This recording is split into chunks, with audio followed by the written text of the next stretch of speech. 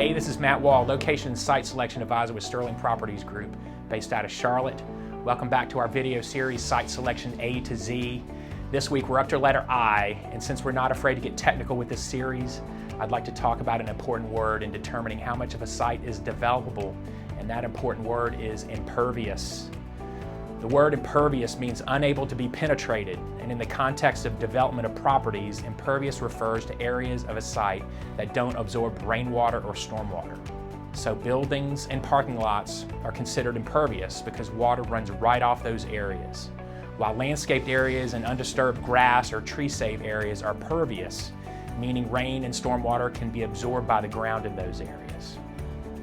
So when you're reviewing sites and evaluating their developability for your user, the term impervious applies in two ways that I think are important to consider.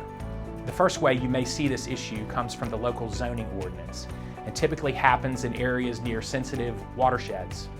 Often when you're near waterways that supply drinking water to an area, or in coastal areas, in an effort to minimize the impact of commercial and other developments on the watersheds, the local municipality is probably going to limit the impervious coverage percentage of sites.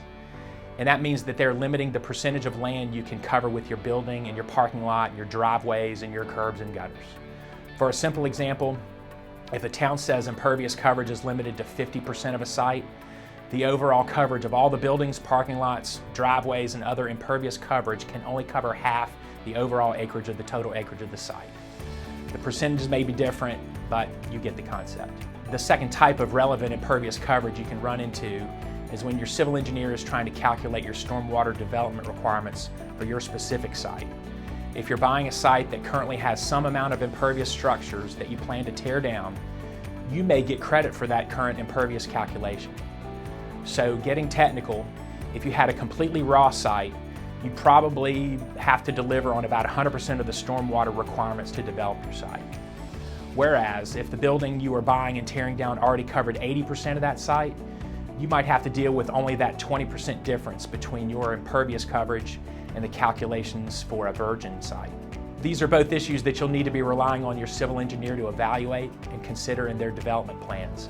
But the bottom line is that a site with existing impervious coverage may end up being less expensive to redevelop than a similar sized virgin site for the stormwater impacts and other reasons.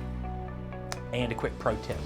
When you talk about stormwater improvements and their size calculations, the three main variables you'll be considering are stormwater volume, stormwater velocity, and water quality.